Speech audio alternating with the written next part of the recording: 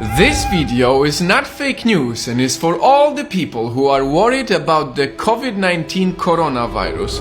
I did a lot of research and found a remedy to everyone's fear, and the remedy is in numbers, because numbers don't lie. Let's start with how many people are sick right now. 80,000.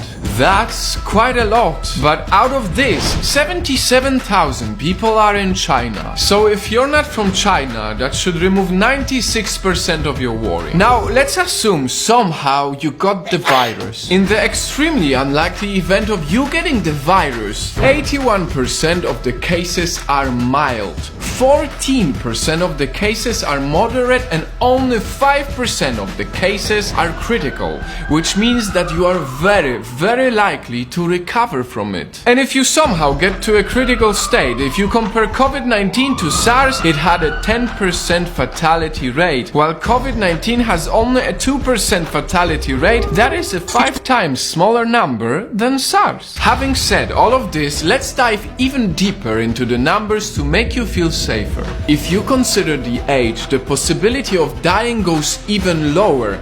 The death rate for people under 50 years old is only 0.2%. 0.2%. Everyone should know these numbers so that they see that the majority of people actually recover from COVID-19. This knowledge is essential so that less people worry. If you are under 50 years old and not living in China, you are much more likely to win the lottery, which is 1 in a 45 million chance, than actually dying from the virus.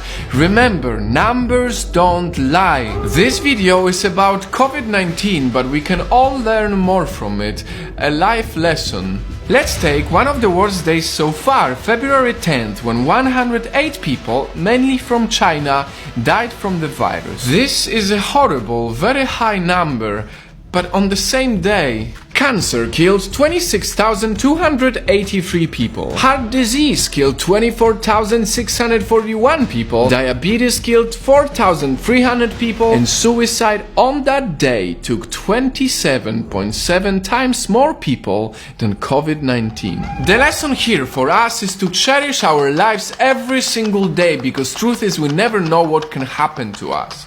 Now, going back to COVID-19, the rules haven't changed. You still should wash your hands often to prevent the spread of the virus. Additionally, the CDC, the Centers for Disease Control and Prevention, recently said that the most likely way this disease is spread is through sneezing. So you are still most likely to prevent the extremely unlikely event of getting sick by staying away from crowds. And last but not least, perhaps the most misinformed aspect, masks. This is coming from CDC as well. The people who are not sick do not need masks at this time. I said it in my last video. The main purpose for the mask is if you feel like you might be sick and don't want to risk sneezing on other people. Whew.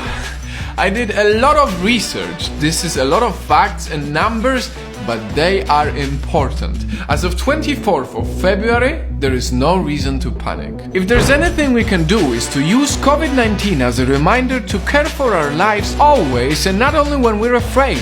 Because a bad diet, driving while drunk, or smoking is thousands of times worse than any coronavirus.